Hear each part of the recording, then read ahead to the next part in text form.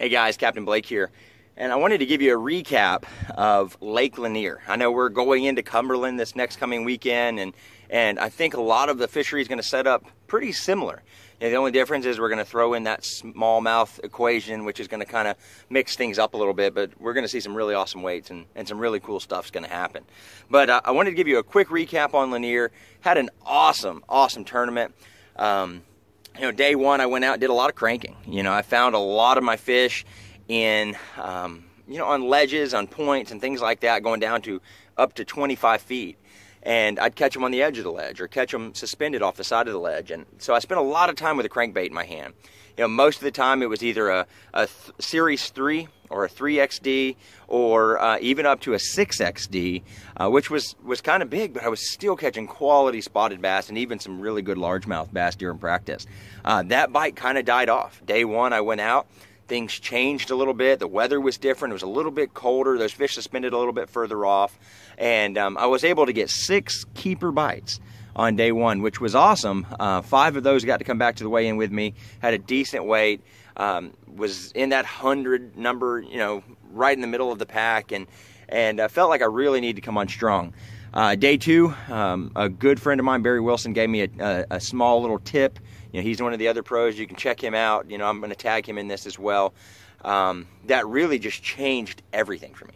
I put down the crankbait, grabbed a spinning rod. For those of you that follow me know that I'm more comfortable with a spinning rod than anything because of the saltwater. I spend a lot of time in saltwater catching redfish, and most of the time we're using some type of spinning tackle or light spinning tackle on inshore.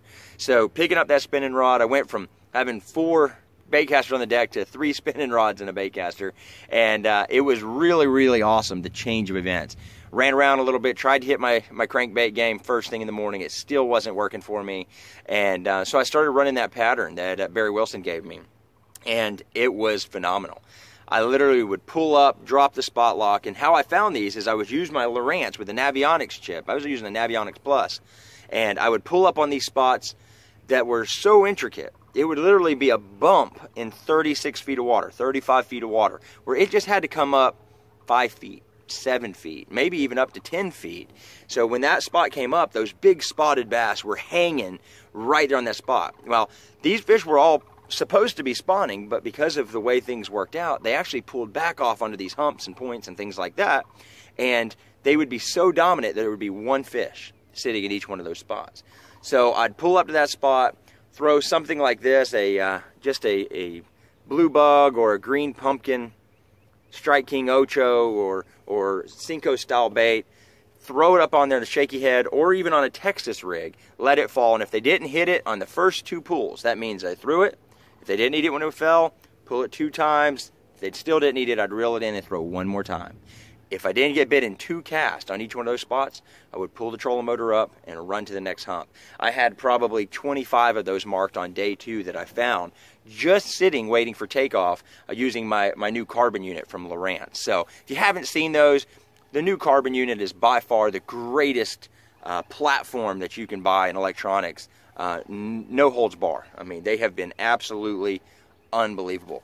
So that plus the Navionics Plus chip, being able to see those little intricacies on Lake Lanier were huge. So 2 throws at most, and I would run to the next one. I had about 15 pounds on day 2, which had a huge comeback, moved from 100-something to 66th place, 6 ounces outside of the check range, and I had a phenomenal event. But tools of the trade this week, definitely the Spiralite 7.4 medium heavy fast.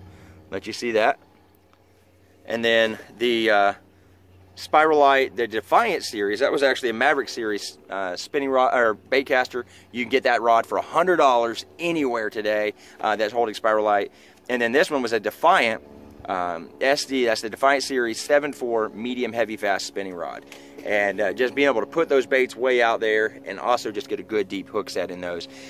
As for line, I was using 10-pound braid, 10-pound P-line TCB braid, and using a 10-pound fluorocarbon leader, which was, the tactical fluorocarbon. Love it. I use the 8, 10, 12, 15, 17, 20, the whole range. So you can check those out as well.